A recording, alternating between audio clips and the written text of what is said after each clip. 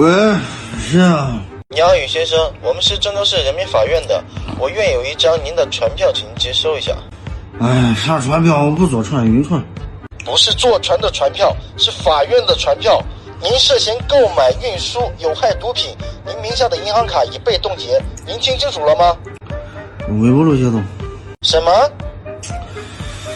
哎，用微波炉解冻。先生，您还没睡醒吧？这件事对你来说非常严重，请您仔细听清楚。哎，警方昨天查获一批毒品，是通过物流运输的，其中的包裹有您的个人信息。请问您有没有进行过不明物品或者违禁品的运输？先生，您在听吗？听着。您是在打呼噜吗？您重复一遍我讲的什么？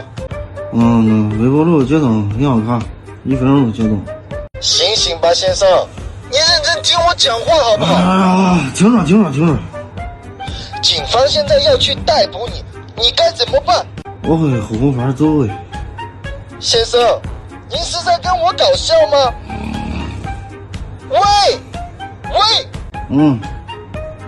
你是大便吗？随便。你银行卡密码是多少？